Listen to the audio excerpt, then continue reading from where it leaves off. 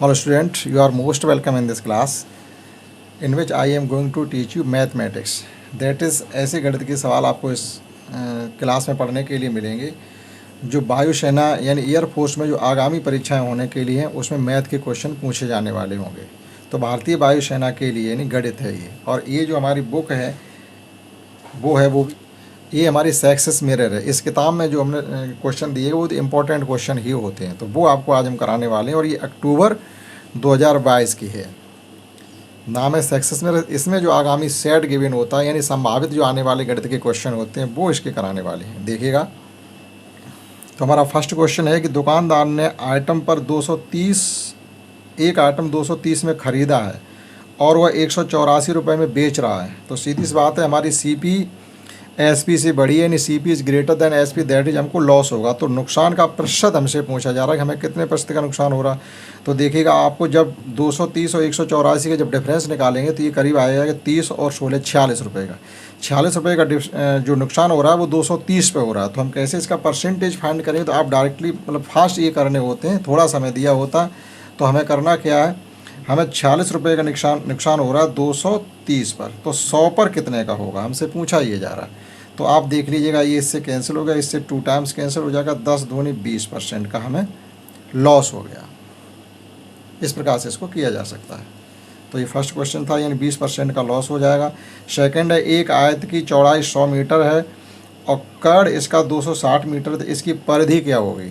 अब देखिएगा, कर्ण आपको गिवन है, तो हम जब परिधि का मतलब होता है पेरीमीटर, किसी आयत की आपसे पेरीमीटर पूछी जा रही है, तो पेरीमीटर फाइंड करने के लिए हमें क्या करना होगा, जैसे एक इस प्रकार से हमारा रेक्टेंगल होगा और रेक्टेंगल के कॉर्नर एंगल 90 डिग्री को होते हैं। तो पाइथागोरस थ्योरम लगा के हम दूसरी साइड फाइंड करेंगे। तो हमको जो कर्ण गिवन है वो 260 मीटर गिवन है, ये 260 मीटर, और चौड़ाई जो इसमें गिवन है हमको वो 100 मीटर गिवन है ये।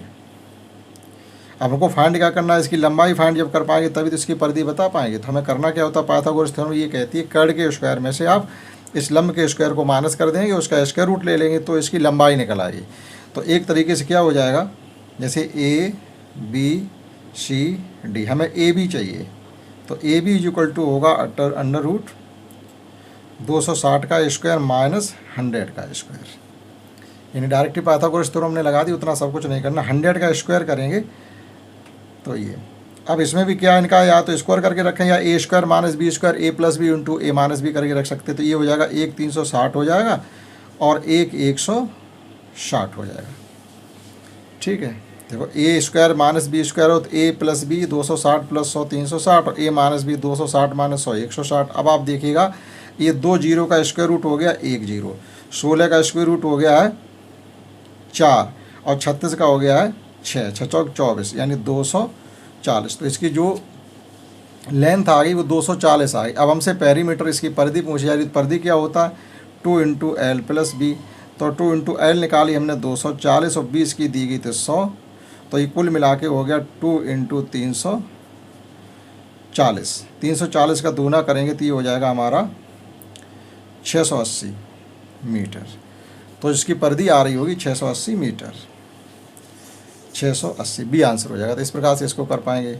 इसी प्रकार से इसका थर्ड क्वेश्चन है कि दो संख्याओं का लासा यानी ये एलसीएम गिवन है और ये एचसीएफ गिवन है, और उनमें से एक संख्या दी गई तो दूसरी संख्या क्या होती है, और होता क्या है, पहली संख्या गुणा दूसरी संख्या इज इक्वल टू लासा इंटू मासा होता है। यानी इनके गुणा को 16 और 64 के गुणा को आपको 64 से भाग करना है। देखिएगा, लासा 64 है, मासा 16 है और एक संख्या 64 है, तो इनकी लासा गुणा मासा बटे एक संख्या, 64 से 64 कैंसिल हो जाएंगे, बचेगा 16, तो दूसरी संख्या 16 ही होगी। कोई ज़रूरी नहीं है कि आप उसको लिख के ही करते रहे, अगर हम कर सकते हैं तो फटाफट करेंगे उसको। नेक्स्ट क्वेश्चन है कि एक विशिष्ट राशि को 6 और 5 के अनुपात में 2 भागों में विभाजित किया जाता है। ये पहला भाग हमारा इतना है, तो दूसरा तो कुल राशि पूछी। अब देखो, पहला भाग यानी 126 6 के बराबर है। इस प्रकार से देखा, ये 6 है, वो 126 के बराबर, तो 1 किसके बराबर हो जाएगा, 6 से इसमें भाग करेंगे तो ये 1 आ जाएगा 21 के बराबर, 1 21 के बराबर, यानी 21 छक्का 126। अब देखिए, टोटल पूछा जा रहा, तो टोटल हो रहा हमारा 11। अगर हम इसमें 11 को गुणा कर दें तो टोटल निकल आएगा। तो टोटल जब 11 गुणा 11 1 11 11 दूनी 22 23, यानी 231, फटाफट हो गया। इसी प्रकार से हमसे इसमें पूछा जा रहा। अब इसमें थोड़ा संशय ये, जब इसका सॉल्यूशन उधर सॉल्व किया गया है तो वहाँ यहाँ पर डॉट डॉट डॉट नहीं लगा, यानी संख्या इतनी ही है, उस हिसाब से इसको सॉल्व किया गया। लेकिन जो गिवन है उसके अनुसार अगर आप सॉल्व करना चाहेंगे तो इसका ऑप्शन नहीं मिलेगा। जैसे हमें क्या गिवन है, हम इसको इस प्रकार से किया करते हैं। जैसे क्वेश्चन हमारा ये है 0.34 पे बार लगा हुआ है, that is it can be written as 0.3444, ये लिखा जा सकता है। अब जितने डिजिट पे बार लगा होता है उतने जीरो का मल्टीप्लाई करते हैं, यानी 10 का मल्टीप्लाई करते हैं। 10x इक्वल टू हो जाएगा हमारा 3444, ये आ जाएगा। इसमें से इसको माइनस किया करते हैं, यानी ये क्वेश्चन फर्स्ट माना जाता है, इसे सेकंड माना जाता है। 10 में से एक कम करेंगे तो ये बचेगा 9x, और इधर बचेगा जाके 3 कंप्लीट बचेगा हमारा, और 44 में से 34 जाएंगे तो 10 बचेंगे। अब x की वैल्यू फाइंड करने के लिए क्या हो जाएगा, 3.10/9, या इसको हम ये भी लिख सकते हैं कि 310/900, ये हो गया। अब आप देख लीजिए इसका ऑप्शन कौन सा सही होगा। 310/900 सी ऑप्शन मिल रहा है आपको, ठीक है। और नेक्स्ट आप इसको मौखिक ही करेंगे, इसमें कोई कलम चलाने की जरूरत नहीं। 81 का स्क्वायर रूट 9 हो जाएगा। 9 को जब इसमें से कम करेंगे 178 से, तो फिर हमारा 169 बचता है, और 169 का स्क्वायर रूट होता 13, और ये स्क्वायर से स्क्वायर हट जाएगा, तो स्क्वायर रूट आपको निकालने की ज़रूरत नहीं है। यानी इस स्क्वायर से बड़ा वाला स्क्वायर हट गया, यहाँ रह गया 9, 178 से 9 कम कर दिया तो ये हो गया 169, और 179 माइनस x, यानी 179 में से 169 जब आपके घटाएंगे जाकर तो आपके पास बचेंगे 20। आंसर आ गया ए। नेक्स्ट है, एक बॉक्स में पेन पेंसिल और राशि, तीसरा पॉइंट राशि है, 3, 2, 1 के अनुपात में रखे जाते हैं। यदि पेन पेंसिल की राशि की लागत 3, 2 और 2 के में है तो बॉक्स में कुल जो कीमत पड़ी हुई है वो 250 के बराबर है। तो कितने पेन है, हमसे ये पूछा जा रहा है। कहने मतलब ये है कि जो एक पेन है वो 3 रुपये का है, एक पेंसिल 3 रुपये की, और एक राशि 2 रुपये की उससे पड़ी, लेकिन ये रेशियो में पड़े हुए। तो अगर हम इनकी वैल्यू निकालें तो ये वैल्यू आ जाएगी 9 के रेशियो में, ये वैल्यू आ जाएगी हमारी 4 के रेशियो में, ये आ जाएगी 2 के। तो टोटल अगर निकालेंगे 9, 4, 13, 2, 15 यूनिट की वैल्यू 285 के बराबर है। 15 यूनिट की वैल्यू 250 के बराबर। कोई पेन कोई कापी नहीं जरूरत आपको। 15 का भाग आप 250 में देंगे तो 15, 1 15, और यहाँ पर आपके बच गए 13, 15 निम्मा 135, यानी 1 यूनिट की वैल्यू 19 आ रही है। हमसे पूछा क्या गया है कि पेन कितने हैं, तो 19 का मल्टीप्लाई 3 में कर देंगे, 19 3 57, आपका आंसर आ गया। फिर समझिएगा एक बार कि पेन 3 के रेशियो में है, पेंसिल 2 के में है, और राशि इसके रेशियो में। लेकिन जो एक पेन की कीमत है 3 है, तो 3 के रेशियो में पेन है उनकी कीमत हो जाएगी 9x मान के चलिए। एक तरीके से ये 4x हो जाएगा, ये 2x हो जाएगा, एडिशन करेंगे 15x इक्वल टू 250 है, तो x इक्वल टू हमारा आ गया है 19। तो 1x की वैल्यू 19 और 3x की वैल्यू 57 होगी।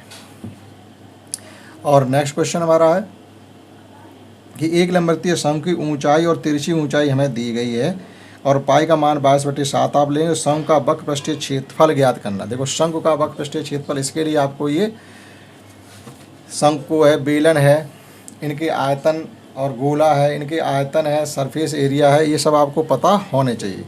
तो इसमें देखिएगा क्या होता है, जैसे एक शंकु की बात कर रहे हैं तो शंकु इस प्रकार से होता है, ये कौन जिसे कहते हैं, और ये इसकी तिरछी ऊंचाई L होती है, और ये इसकी हाइट H होती है, और यहाँ पर एक राइट एंगल ट्राइंगल बनता है, इसलिए लंबवृत्तीय शंकु कहा जाता है, लंबवृत्तीय शंकु। तो अब देखिएगा इसमें गिवन क्या है, हमें R नहीं गिवन, H गिवन है और L गिवन है। तो H हमारी गिवन है इसमें 24, 25, H 24 गिवन है और L 25 गिवन है। तो R फाइंड करने के लिए पाइथागोरस थ्योरम लगाते हैं, तो R इक्वल टू हो जाया करता √L² माइनस H²। तो फिर वही लगा देंगे हम, 25 का स्क्वायर माइनस 24 का स्क्वायर, A² माइनस B² हमको मिल रहा है, तो A plus B into A minus B, A plus B करेंगे तो 49 हो रहा है, A माइनस बी 1 हो रहा है, इसका स्क्वायर रूट लेंगे तो 7, R7 आ गया। अब हमसे वक्र पृष्ठीय क्षेत्रफल पूछा गया, तो वक्र पृष्ठीय क्षेत्रफल होता पाई RL। पाई की वैल्यू 22/7 का, R हमने 7 निकाल लिया, और L इसकी तिरछी ऊंचाई हमको 25 गिवन थी। तो ये कैंसिल हो जाएंगे, इनका मल्टीप्लाई जब हम करेंगे तो ये हो जाएगा, बीच की संख्या 22 और इसके बीच की संख्या है, कोई नहीं, इनका मल्टीप्लाई कर लेंगे हम, 22 और 25 का, यानी 25 दूनी 50, 25 550 metre square, 550 metre centimetre square, जो भी है सेंटीमीटर स्क्वायर। तो इस प्रकार से इसके लंबवतीय शंकु का वक्रपृष्ठ फाइंड किया जा सकता है। नेक्स्ट क्वेश्चन है, नेक्स्ट क्वेश्चन 9 है हमारा ये। यहाँ पर देखिएगा, ये इस ब्रैकेट को पहले सॉल्व करेंगे, यानी 18 से जब 6 जाएंगे तो कितना बच रहा है हमारा 12, 12 9 या 108 आ रहा, 12 9 या 108, 108 और 5 113, उसमें कुछ भी नहीं था सॉल्व कर। इस प्रकार क्वेश्चन 1 आ चुका। फिर वैसा ही एक बॉक्स में पेन पेंसिल इरेजर 3 2 और 1 के अनुपात में, और उनकी जो कीमत है वो 3 2 2 है, और कुल लागत 180 है। तो बॉक्स में पेनों की संख्या कितनी, अब आप फिर देखिएगा, इनका एडिशन करेंगे, ये 9, ये 4 13 और ये 2 15, यानी 15 एक्स की जो कीमत है वो 180 के बराबर है। तो एक्स की कीमत 15 के बराबर होगा, क्योंकि 15 इंटू वो 12 180 होते हैं। तो एक्स की कीमत जो निकलेगी जाके वो यहाँ से 12 निकलेगी जाके, और हमसे पूछा क्या गया है, पेन की कीमत तो 12 3 36, मौके किया जा सकता है। नेक्स्ट है कि एक आयत की चौड़ाई 65 है, इसका विकर्ण ये दिया गया। यहाँ भी एक सवाल इस प्रकार के सेम अभी कर चुके, इन द सेम वे इसे भी किया जाएगा। हम क्या करेंगे, इसके स्क्वायर से इसके स्क्वायर को कम करेंगे जा करके। तो देखिएगा कैसे, फिर बताते हैं एक बार। हमें इस प्रकार से एक स्क्वायर गिवन है, वो सॉरी रेक्टेंगल, जिसका हमें विकर्ण 165 गिवन है, और हाँ जो उसकी चौड़ाई है वो 65 गिवन है। हमसे परिधि पूछेगी तो परिधि तो हम तभी बता पाएंगे इसकी पेरीमीटर जब इसकी हमें चौड़ाई मिल जाएगी। तो चौड़ाई के लिए हमें क्या करना है, पाइथागोरस थ्योरम लगा देंगे। तो ये हो जाएगा हमारा डायरेक्टली √165 का स्क्वायर माइनस 65 का square, a plus B into A minus B. एक बार देख लीजिएगा, 116 विकर्ण 169 है, सॉरी 169, और इसकी चौड़ाई 100, वो चौड़ाई 65 है। तो अब देखिएगा 169 का स्क्वायर करेंगे, एक बार a plus B A minus B करें, एक बार जोड़ दीजिएगा, एक बार घटा दीजिएगा। जब इनको जोड़ेंगे तो ये हो जाएगा जाके हमारा 9 5 14 और 6 6 12 1 13 और 2 234 हो जाएगी। और जब इनको सब्ट्रैक्ट करेंगे तो ये बचेगा जाकर के हमारा 104। अब इनका स्क्वायर रूट हमको लेना है। अब देखिएगा, इसके फैक्टर कर ले रहे, इसके अंदर ही तो हमें स्क्वायर रूट भी इसका मिल जाएगा। इसी प्रकार से किए जाते हैं। तो एक तरीके से 13 8 104 होते हैं, 13 7 91, 13 8 104। तो 8 को क्या लिख सकते हैं, 2 इंटू 2 इंटू 2 इंटू 13, और इसे क्या लिख सकते हैं, इसे लिख सकते हैं 2 गुणा 117। 117 को फिर लिख देंगे हम 3 इंटू 3 इंटू 13। अब देखो पेयर हमारे सब बन रहे हैं, हमने फैक्टर करके लिख दिए हैं।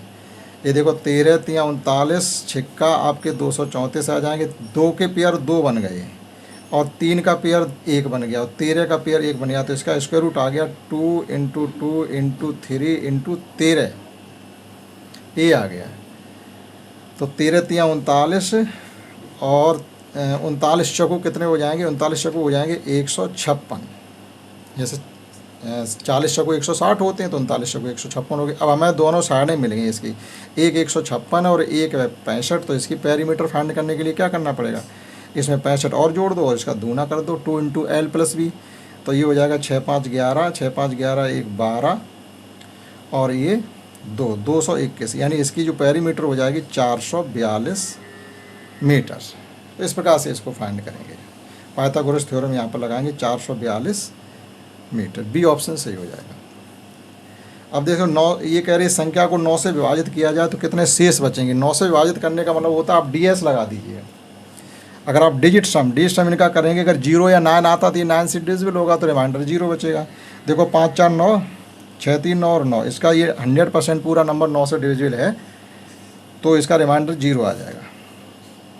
नेक्स्ट क्वेश्चन हमारा ये है, ये देखो ये 841 को भी हम क्या लिख सकते हैं, 29 इंटू 29, यानी 29 का स्क्वायर 841 होता है, और एक 29 का यहाँ भाग हो रहा था, ये भी गुणाम चला जाएगा, तो 29 का पेयर बन गया 3 टाइम्स, तो क्यूब रूट आ जाएगा इसका 29 ही। और नेक्स्ट है कि 8000 निवेश करने पर प्रतिवर्ष 12% साधारण ब्याज की दर से 4 वर्ष तक निवेश करने के बाद, यानी हमारा जो सालाना ब्याज लग रहा 12 चौको 48 लग रहा, 48 रुपये 4 वर्ष का हो गया था। ऐसा इक्वल टू PRT/100 होता, तो 12 चौको 48 हो गया, और 100 से आपके 2 जीरो कट जाएंगे। जैसे इस प्रकार से हम बता रहे हैं, आप डायरेक्टली भी कर सकते हो। आपको क्या करना, ऐसा ही पूछा गया हमसे है, तो ऐसा ही बताने के लिए हम करेंगे PRT P into R, R है इसकी 48, यानी 12 इंटू 4 वर्ष का ही पूछा गया, तो डायरेक्टली हमने लिख दिया 48, 12 इंटू 4 बटे 100। तो वही तो हम कह रहे थे कि आप 80 को 48 से गुणा कर देंगे तो ब्याज निकल आएगा। 0 ये हो गया, अब 2 2 64 4 ये आ गया, यहाँ से लगी 6 8 6 48 6 8 8 चौक 32 और 6 38, ये आपका 38 40 आ गया ब्याज। लेकिन इसमें किया क्या गया, ब्याज पूछा गया लेकिन सवाल में, लेकिन हमसे टोटल गिवन है। टोटल्स मतलब है इसके साथ आप 8000 और एडिशन में ले लीजिएगा, तो ये हो जाएगा हमारा 11840। ब्याज निकाल के मतलब हमें अमाउंट बताना टोटल 11840। और नेक्स्ट क्वेश्चन ये है इस प्रकार से का आपको अंशमान फाइंड करना। तो इसका मतलब क्या है कि ए बटे और 1 के आगे 1 2 3 4 5 6 7 जीरो पुट करके जब आप इसको सॉल्व करेंगे तो आपका जवाब इसको जाके मिलेगा। 17 क्वेश्चन है कि 5 संख्याओं का औसत 119 है। यदि एक संख्या को हटा दिया जाता तो शेष बची संख्याओं का औसत भी उतना ही रहता।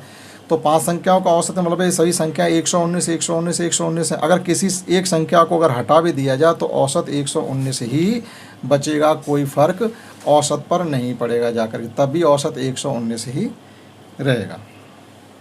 नेक्स्ट है कि एक विशिष्ट राशि को 6 और 5 के अनुपात में 2 भागों में बांटा जाता है। पहला भाग यानी 6 आपका 84 के बराबर है, तो 6 84 होते तो 1 यूनिट की वैल्यू 14 के बराबर, तो कुल यानी हमसे 1 यूनिट 14 के बराबर है, 14 के बराबर 1 यूनिट। तो हमारे पास कितने यूनिट है, यूनिट हमारे पास 11 टोटल पूछा जा रहा है। तो 11 की जब इसमें मल्टीप्लाई कर देंगे तो 4 5 और 1 यानी 11 चौक 44 और 11 11 4 15 154 हो जाएगा। ऐसे सवाल बहुत ही फास्ट और मौखिक ही किए जा सकते हैं। इसी प्रकार से हमारा 19 क्वेश्चन है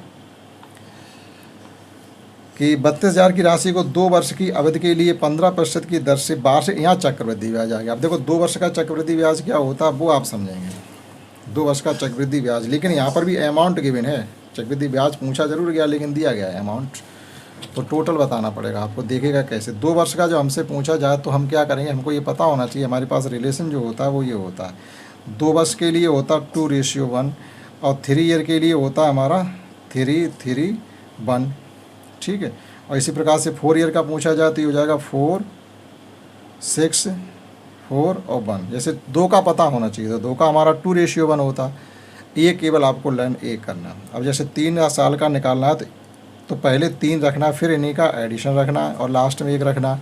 4 वर्ष का फाइंड करना है तो 4 रखना, फिर इनका एडिशन रखना, फिर इनका एडिशन रखना, लास्ट में 1 रखना। हमसे 2 वर्ष का पूछा गया है और रुपये हैं टोटल हमारे 32,000 और 15%। तो देखिएगा कैसे करना है। हम निकालेंगे 32,000 का 15%, तो ये कैंसिल हो जाएगा। हमारा आ गया 1 0, 15 दूनी 30, 15 3 45 यानी 4800, 4,800 रुपये आ गया। तो हमारा 2 और 1 में रेशियो है। अब इसका एक बार फिर निकालेंगे, 4800 का एक बार फिर निकाल लो 15% की रेट से, तो ये 2 0 कट जाएंगे, ये आ जाएगा 15 8 120, हासिल लगी 12 और 15 चकू 60 12 72 यानी ये। और इसके साथ रख देंगे हम 4800 गुणा में, और इसके साथ रख देंगे हम 7200। ये अगली कॉन्सेप्ट अलग टाइप से है। अब देखो यहाँ 2 का गुणा कर दो तो ये हो जाएगा 9600, इसमें गुणा कर दोगे तो ये हो जाएगा 7200। इनका सिर्फ एडिशन आपको करना है और आपको 2 साल का चक्रवृद्धि ब्याज मिल जाएगा। तो 2 0 से 2 0 तो ये जुड़ जाएंगे और 6 2 8 हो जाएगा और 9 7 16 हो जाएगा, 16,800। सॉरी ये 720 है, गलत जुड़ गया, 720 है, 7,020 नहीं है, 7,200 नहीं है। तो 720 जोड़ने के लिए हम क्या करेंगे, ये यानी 1 0 आ जाएगी और 2 आ जाएंगे इस 0 के साथ और 7 जुड़ जाएंगे 6 के साथ 13 यानी 10,320। 10,320 ये है और टोटल था 32,000, तो ये हो गया हमारा 43,320। इस प्रकार से करें। तो इसके लिए कॉन्सेप्ट जो हमारी थी वो 2:1 में आपको ध्यान रखनी है। तो उसका हमने एक बार निकाला 15% टोटल का, फिर जो आया फिर उसका एक बार निकालेंगे। तो जो पहले जो आया था पहले वाले के साथ मल्टीप्लाई करें, दूसरा आया दूसरे साथ मल्टीप्लाई करके जोड़ देंगे, हमारा ऐसा ही मिल जाएगा। तो ये हो जाएगा जाके हमारा 43,320। एक दुकानदार ने एक आइटम 76 रुपये में ख़रीदा और उसने 57 बेच दिया, तो उसे नुकसान कितना हो रहा? टोटल जो नुकसान हमारा उसे हुआ है तो वो 19 रुपये का नुकसान हो रहा है। 76 पे 19 का नुकसान हो रहा है, यानी 19/76 1/4 टोटल नुकसान हो गया 25%। 1/4 को 25% लिखा जाता है। इस प्रकार से 19 रुपये का नुकसान कब हुआ? जब हमने 76 रुपये अपनी बिजनेस में लगाए थे। तो 19×76 यानी 1/4। 1/4 का मतलब होता 25%। नेक्स्ट क्वेश्चन 21 है कि एक एक्सप्रेस ट्रेन 39 मीटर की पर सेकंड की चाल से चल रही है और 11 सेकंड में यह ट्रेन एक सिग्नल को पार कर जाएगी, तो ट्रेन की लंबाई, यानी सिग्नल को पार करने का मतलब है ट्रेन को अपनी लंबाई के बराबर ही दूरी चलनी पड़ेगी। इस प्रकार से है, अगर ट्रेन किसी सिग्नल को पार करती है, जैसे मान लीजिए ये सिग्नल है, ट्रेन पूरी यहाँ पर आ जाएगी और पूरी ट्रेन इस सिग्नल से क्रॉस जब कर जाएगी तभी तो माना जाएगा ट्रेन पार करी। यानी एक किसी सिग्नल को, किसी आदमी को पार करने के लिए ट्रेन को अपनी लंबाई के बराबर दूरी चलनी पड़ती है। तो अपनी लंबाई कोई 11 सेकंड में चल जाती है। तो 1 सेकंड में, तो इसमें पूछा क्या गया, तो ट्रेन की लंबाई बताइएगा। तो 11 सेकंड में 39 चल रही है, इनका मल्टीप्लाई कर दो। 39 × 11 अभी निकल आएगा 9 और 9 2 12, 429 मीटर ट्रेन की लंबाई है। हो गया। रामराज के अनुपात में उनकी आयु की है, तो उनकी आयु के बीच अंतर पूछा गया है। अब देखो 5 4 9, इनका एडिशन अगर करें तो 9 से जब 180 भाग करेंगे तो आ जाएगा 1 यूनिट की वैल्यू 20 आ रही है। ठीक, 1 यूनिट 20 के बराबर है, क्योंकि एडिशन 180 दिया गया, तो यहाँ एडिशन 9 हो रहा है। 9 180 बराबर है तो 1 20 के बराबर है, तो आपका 4 80 के बराबर होगा, 100 5 100 के बराबर होगा। डिफरेंस आ गया 20, 80 और 100 का डिफरेंस।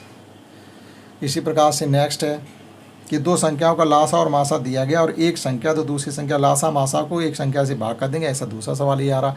तो हम क्या करेंगे, 42 84 × 32/772 का आप सॉल्व करके इसका वैल्यू फाइंड कर लेंगे। नेक्स्ट है कि भूमि का एक त्रिभुजाकार भाग है जिसकी ये भुजाएं दी गई हैं और 20 पैसे प्रति की दर से इसकी समतल कराने की लागत क्या होगी, इसको हम आपको बताते। देखो कैसे करना। किसी त्रिभुज की जब अलग अलग भुजाएं होती है उसका एरिया फाइंड करने के लिए एक रिलेशन आपने पढ़ा होगा, वो ये होता है S × S - A और S - B S - C होता है। लेकिन S क्या होता है, S होता है A + B + C/2, यानी अर्ध परिमाप जिसको कहते हैं, सेमी पेरीमीटर। तो ये कितना है हमारा, इनका सबका एडिशन कितना हो रहा है, तो 72 + 30 + 78/2, ये हो रहा है हमारा 8 2 10 और 7 3 10, यानी 180, यानी 90। अर्ध पेरीमीटर 90 हो रही। अब आप यहाँ पर रखिएगा इनको, 90 × 90 में से 1 को कम करिए। 90 में से 22 कम करेंगे, 72 कम करेंगे तो बचेंगे हमारे 18, और 90 से 30 कम करेंगे तो बचेंगे 60, और 90 से 78 कम करेंगे तो बचेंगे 12। इनका सबका वो स्क्वायर रूट आपको लेके निकाल लेना। हमने यहाँ पुट किया है 90 में से हमने 72 कम किए 18, 90 में से हमने 30 कम किए तो 60, और 90 में से हमने 78 कम किए तो 12। अंडर रूट लगा हुआ। अब देखो इनके किस प्रकार से फैक्टर किए जाएंगे। इसे लिख देते हैं 18 × 5 = 90, तो एक 18 पेयर है ही, तो इसे 5 × 18 लिखते हैं। दूसरा 18 इसके साथ आ गया, पेयर बन गया। और इसे 60 को लिख सकते हैं 12 × 5, और ये 12 हमारे पास है। तो पूरे फैक्टर करने की जरूरत है, हमें पेयर ही तो बनाने होते। एक पेयर ये बन गया, एक पेयर ये बन गया, 5 का पेयर ये बन गया। तो इनका जो स्क्वायर रूट आ गया 5 18 और 12 आ गया। ठीक है। अब देखिए इनका मल्टीप्लाई हमें करना है। 18 × 5 = 90 हो गया, 90 × 12 12 निम्मा 108, यानी 1080 मीटर स्क्वायर, या जो भी सेंटीमीटर दिया गया सेंटीमीटर स्क्वायर, इसका एरिया आ गया। अब वो कह रहे हैं 1 सेंटीमीटर स्क्वायर को हम, हाँ वर्ग मीटर आ गया, 1 वर्ग मीटर का जो खर्चा आ रहा समतल कराने का वो 20 के बराबर आ रहा, 20 पैसे के बराबर आ रहा। तो टोटल का खर्चा हो जाएगा जाके 10 80, 20 पैसे तो रुपये में चेंज करने के लिए 20/100 कर दो, ये आ गया 5। 5 से इसमें भाग कर दोगे तो 5 दूनी 10, 5 × 5 5 × 31, यानी 216 रुपये लगेंगे इसको समतल कराने में। 216 रुपये, ऑप्शन सी हो गया। नेक्स्ट है यह sin 30 cos 45 और tan 60 की वैल्यू बतानी। तो sin 30 की वैल्यू होती है 1/2 और cos 45 की वैल्यू होती है 1/√2 और tan 60 की वैल्यू है तो ये √3 होती है। तो कुल मिला के इसकी वैल्यू कितनी हो जाएगी जा कर के, ये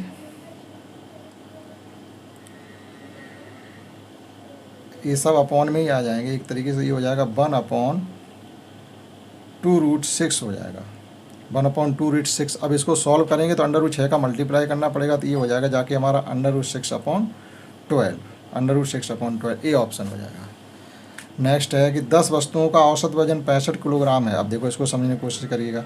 अब ये कह रहे हैं कि 72 किलोग्राम औसत वजन वाली 3 वस्तुओं को हटा दिया गया। अब आप देखिएगा ये पहली लाइन क्या कह रही है, 10 वस्तुओं का औसत वजन 65 किलोग्राम, यानी वह 10 वस्तुएं 65 किलोग्राम की हैं। अब अगर कोई वस्तु ज़्यादा लेके जा रही तो औसत को बिगाड़ेगी वो।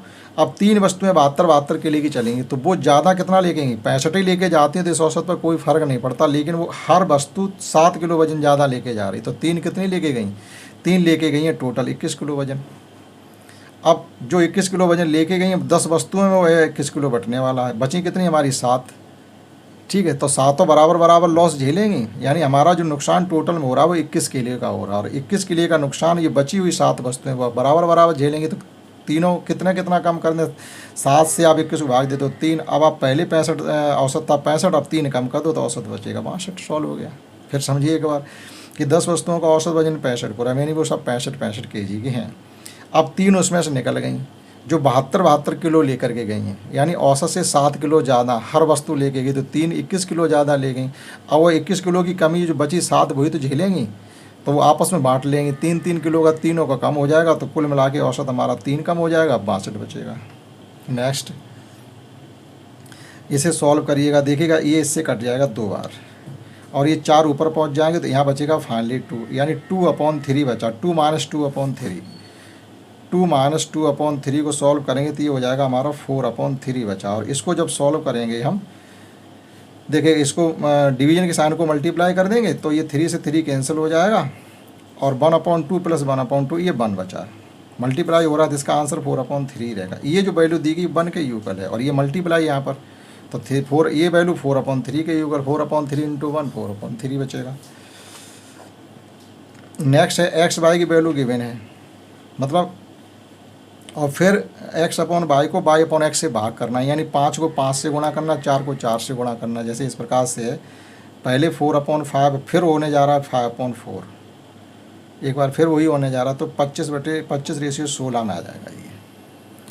नेक्स्ट है कि एक व्यक्ति 345 प्रति कैलकुलेटर की दर से कैलकुलेटर खरीदता है, यानी एक कैलकुलेटर हमने 345 रुपये में ख़रीदा है, और यह 40% की हानि पर कैलकुलेटर को बेच देता, तो यानी 345 पे 40% का मतलब 2/5 के नुकसान पर बेचा। हर 5 रुपये पर 2 का नुकसान, ठीक, हर 5 रुपये पर 2 का नुकसान हो रहा है उसको, 40% का मतलब ये है। तो 28 कैलकुलेटर का विक्रय मूल्य क्या होगा, देखिए इसको कैसे करेंगे हम। हमने एक कैलकुलेटर ख़रीदा था 345 रुपये में, ठीक है, 345 एक को ख़रीदा, तो 2/5 का नुकसान, 40% का मतलब 2/5, 5 से इसको काट दीजिएगा, 5 × 6 = 30 और 5 × 9 = 45, यानी हमें टोटल एक कैलकुलेटर में नुकसान हुआ 9 दूनी 18, 6 दूनी 12, 1 13, 138 रुपये का एक कैलकुलेटर पर नुकसान हो रहा है। हमने ख़रीदा था कैलकुलेटर 345 में, और 138 रुपये के नुकसान पे बेचा है। तो कितने का बेचा हमने, 15 में से 8 जाएंगे, 7 बचेंगे, ये 0 बचा, 200, यानी 207 का एक कैलकुलेटर बेच रहे। इस प्रकार से वही कह रही, अगर आप 207 के हिसाब से 28 कैलकुलेटर बेचते हैं तो आपको कितना विक्रय मूल्य मिलेगा, आप मल्टीप्लाई कर दीजिएगा इनका। 8 7 56, ऑप्शन से ही निकाल लीजिएगा। 8 7 56 एक में ही आ रहा है, एक के लास्ट में ही, तो हमारा जो हो जाएगा वो ऑप्शन ए हो जाएगा। लास्ट डिजिट से भी इसको कर सकते, पूरा करने की ज़रूरत नहीं। 8 7 56 6, और ये 56 पूरा आ रहा है, और को कुछ कैरी जुड़ेगा नहीं, हमें लास्ट डिजिट करके बता सकते, इसका फर्स्ट ऑप्शन हो गया। अब ये कह रहे 2 संख्याएँ इसके अनुपात में, ये दोनों का मध्य अंतर यहाँ 7 है, 7 189 के बराबर है, यानी इनके बीच का अंतर 7 है, 7 189 के बराबर, तो 7 का इसमें भाग दे दें, 1 की वैल्यू निकाल लेंगे, यानी 7 यूनिट की वैल्यू है तो 1 की वैल्यू आ जाएगी 7 दूनी 14, 7 7 49, 27। तो दोनों संख्याओं में छोटी संख्या क्या है, 13 × 27 कर देंगे। छोटी संख्या 13 तो है, 13 × 27 के 17 13 7 91, यहाँ से लेंगे 13 दूनी 26 9 35, यानी 351। नेक्स्ट है 2 ठोस गोले के आयतन का योगफल सेंटीमीटर क्यूब है, उनकी त्रिज्याएं का योग इतना है, और उनकी त्रिज्याओं का अंतर क्या होगा। थोड़ा लेंथी सवाल होगा, जरा हम करके बताते हैं। देखिएगा, दो ठोस गोले का आयतन का योग दिया गया है, यानी एक गोले का आयतन होता है, अगर उनकी रेडियस को r1 और r2 मान लेते हैं तो हमें जो गिवन है वो क्या, हमें ये गिवन है कि 4/3 पाई कॉमन लेने के बाद r1 cube plus r2 cube, ये हमें गिवन है 1144/3 के बराबर, और हमें गिवन है r1 प्लस r2 भी गिवन है, ये गिवन है हमें 7 के बराबर। हमसे पूछा क्या गया, r1 माइनस r2 हमसे पूछा गया। ज़रा देखिएगा कैसे करेंगे इसको, ठीक, इतना गिवन है ये और ये गिवन है, ये हमसे पूछा गया, तो इसे सॉल्व करेंगे हम। देखो 3 से ये 3 कैंसिल कर देंगे, 4 से ये 4 कैंसिल कर देंगे हम, 4 दूनी 8 और बचेंगे 3, 4 अट्ठे 32, फिर बचेंगे 2, 4 छिंग 24, 286। हमारा आ गया है पाई की वैल्यू है 22/7 इंटू r1 क्यूब और r2 क्यूब इजुकल टू 28/6, ये काट दीजिएगा, 11 दूनी 22 और 11 दूनी 22, 11 छिक्का 66, फिर ये 2 से काट दीजिएगा, ये 13 बार, फिर 7 का मल्टीप्लाई कर देंगे, r1 cube plus r2 cube आ गया है 13 सत्ते 91, r1 क्यूब r2 क्यूब की वैल्यू 91 आ गई है। एक बार फिर चेक कर लीजिए कि गलत हो जाएगा, फिर लास्ट तक नहीं निकलने वाला। तो हमने 3 से ये 3 काट दिए, 4 से काटेंगे, 4 दूनी 8, 4 अट्ठे 32, 4 छिंग 24, ठीक, 286 को काटेंगे 22 से, यानी 11 दूनी 22, 11 दूनी 22, यहाँ बचेंगे 6, 11 छिक्का 66, फिर 2 से काटा 13, 7 का गुणा होगा 13 सत्ते 91, ये आ गया। अब देखिएगा, हमें जानते क्या है, हमारा रिलेशन होता है r1 प्लस r2 का whole cube, r1 cube r2 cube plus 2r1 r2 r1 plus r2, इसकी वैल्यू है 91, 2r1 r2 की वैल्यू मालूम नहीं है, इसकी वैल्यू है 7 और इसकी वैल्यू है 7 का क्यूब। देखो 7 से पूरे से ख़त्म कर दीजिएगा, तो यहाँ बचेगा हमारा 3 है, पावर 7 पे 1 ख़त्म कर, तो एक यहाँ से, एक यहाँ से, एक यहाँ से, तो ये बचेगा हमारा 13, और ये बचा है हमारा 2r1 r2, इसमें से भी 13 कम कर दोगे तो कितना बचेगा जा कर के 6 36, यानी 2r1 r2, तो r1 r2 की वैल्यू कुल मिला के आ गई है 18, सॉरी यहाँ पर 2 नहीं होता है, यहाँ 3 होता है, 3, ठीक है, तो 3 से भाग करेंगे तो ये आ जाएगा 12, फार्मूले में थोड़ी गलती हो गई। अब देखिएगा, अब ए बी की वैल्यू पता हो और ए प्लस बी की वैल्यू पता हो तो ए माइनस बी की वैल्यू नहीं निकाल सकते, तो ये हो जाएगा r1 minus r2 equal to होता है रूट r1 प्लस r2 का होल स्क्वायर और माइनस 4r1 r2, यहाँ था 7 का स्क्वायर 49, और ये हो जाएगा हमारा 12 चौको 48, यानी अंतर 1 आ गया।